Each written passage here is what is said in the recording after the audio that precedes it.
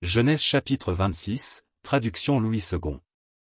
Il y eut une famine dans le pays, outre la première famine qui eut lieu du temps d'Abraham, et Isaac alla vers Abimélec, roi des Philistins, à Guérar. L'Éternel lui apparut, et dit, ne descends pas en Égypte, demeure dans le pays que je te dirai. Séjourne dans ce pays-ci, je serai avec toi, et je te bénirai, car je donnerai toutes ces contrées à toi et à ta postérité, et je tiendrai le serment que j'ai fait à Abraham, ton père. Je multiplierai ta postérité comme les étoiles du ciel, je donnerai à ta postérité toutes ces contrées, et toutes les nations de la terre seront bénies en ta postérité. Parce qu'Abraham a obéi à ma voix, et qu'il a observé mes ordres, mes commandements, mes statuts et mes lois. Et Isaac resta à Guérar. Lorsque les gens du lieu faisaient des questions sur sa femme, il disait, c'est ma sœur, car il craignait, en disant ma femme, que les gens du lieu ne le tuassent, parce que Rebecca était belle de figure. Comme son séjour se prolongeait, il arriva qu'Abimélec, roi des Philistins, regardant par la fenêtre, vit Isaac qui plaisantait avec Rebecca, sa femme. Abimélec fit appeler Isaac, et dit, certainement, c'est ta femme. Comment as-tu pu dire, c'est ma sœur? Isaac lui répondit, j'ai parlé ainsi, de peur de mourir à cause d'elle. Et Abimélec dit, qu'est-ce que tu nous as fait?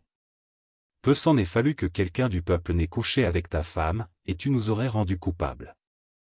Alors Abimélec fit cette ordonnance pour tout le peuple, celui qui touchera à cet homme ou à sa femme sera mis à mort.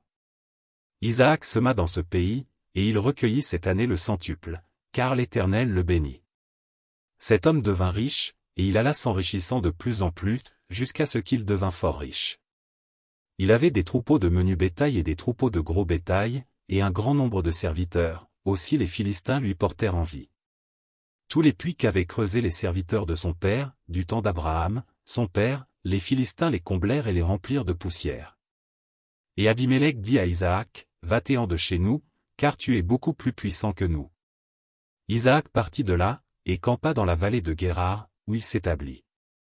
Isaac creusa de nouveau les puits d'eau qu'on avait creusés du temps d'Abraham, son père, et qu'avaient comblés les Philistins après la mort d'Abraham, et il leur donna les mêmes noms que son père leur avait donnés. Les serviteurs d'Isaac creusèrent encore dans la vallée, et y trouvèrent un puits d'eau vive. Les bergers de Guérar querellèrent les bergers d'Isaac, en disant, l'eau est à nous. Et il donna au puits le nom d'Essec, parce qu'ils s'étaient disputés avec lui. Ses serviteurs creusèrent un autre puits, au sujet duquel on chercha aussi une querelle, et il l'appela Sitna. Il se transporta de là, et creusa un autre puits, pour lequel on ne chercha pas querelle, et il l'appela Rehoboth, car, dit-il, l'Éternel nous a maintenant mis au large, et nous prospérerons dans le pays. Il remonta de là à Beersheba. L'Éternel lui apparut dans la nuit, et dit, je suis le Dieu d'Abraham, ton père, ne crains point, car je suis avec toi, je te bénirai, et je multiplierai ta postérité, à cause d'Abraham, mon serviteur. Il bâtit là un autel, invoqua le nom de l'Éternel, et y dressa sa tente. Et les serviteurs d'Isaac y creusèrent un puits. Abimélec vint de Guérar auprès de lui, avec Ahuzat, son ami, et Picol, chef de son armée. Isaac leur dit, pourquoi venez-vous vers moi, puisque vous me haïssez et que vous m'avez renvoyé de chez vous? Ils répondirent, nous voyons que l'Éternel est avec toi. C'est pourquoi nous disons, qu'il y ait un serment entre nous et toi, et que nous fassions alliance avec toi. Jure que tu ne nous feras aucun mal, de même que nous ne t'avons point maltraité, que nous t'avons fait seulement du bien, et que nous t'avons laissé partir en paix. Tu es maintenant béni de l'Éternel. Isaac leur fit un festin, et ils mangèrent et burent. Ils se levèrent de bon matin, et se lièrent l'un à l'autre par un serment.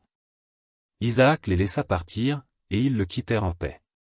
Ce même jour, des serviteurs d'Isaac vinrent lui parler du puits qu'il creusait, et lui dirent, nous avons trouvé de l'eau. Et il l'appela Skiba. C'est pourquoi on a donné à la ville le nom de Beersheba, jusqu'à ce jour. Ésaü, âgé de 40 ans, prit pour femme Judith, fille de Béhéri, le Héthien, et Basmath, fille d'Élon, le Héthien. Elles furent un sujet d'amertume pour le cœur d'Isaac et de Rebecca.